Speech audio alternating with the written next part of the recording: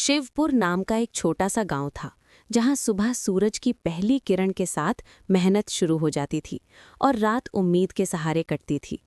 उसी गांव के किनारे एक टूटी फूटी झोपड़ी में रहता था रघुनाथ और उसका बेटा अमन। रघुनाथ बहुत गरीब था।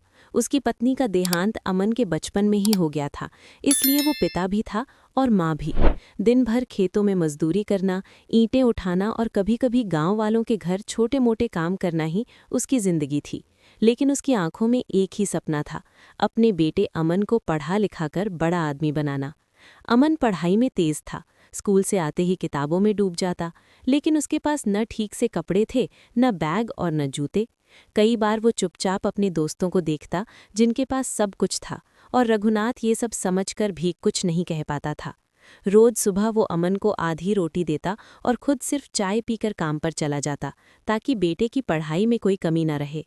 एक दिन स्कूल में टीचर ने सभी बच्चों से नया बैग और यूनिफॉर्म लाने को कहा। अमन उस दिन घर आकर बहुत चुप रहा, लेकिन रात में रोते हुए देख रघुनाथ सब समझ गया।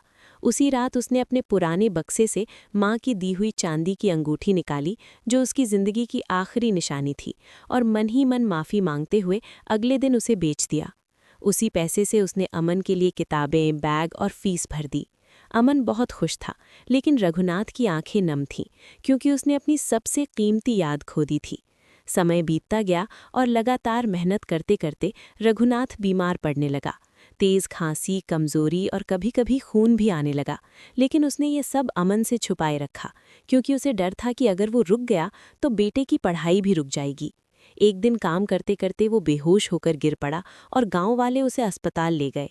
डॉक्टर ने साफ कहा कि बहुत देर हो चुकी है।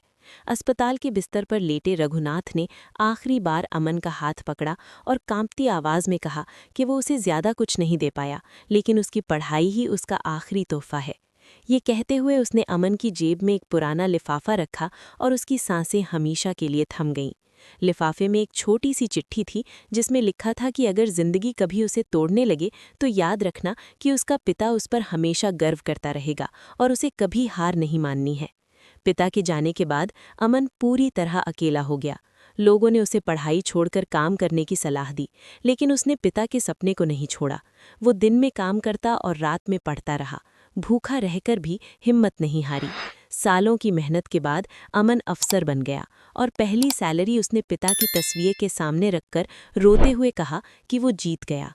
आज अमन उन्हीं गरीब बच्चों की मदद करता है जो पढ़ना चाहते हैं, लेकिन हालात उन्हें रोक देते हैं, क्योंकि वो जानता है कि एक गरीब पिता भले ही अमीर ना हो, लेकिन उसका प्यार और त्याग उसके बच्चे को पूरी जिंदगी अमीर बना देता है।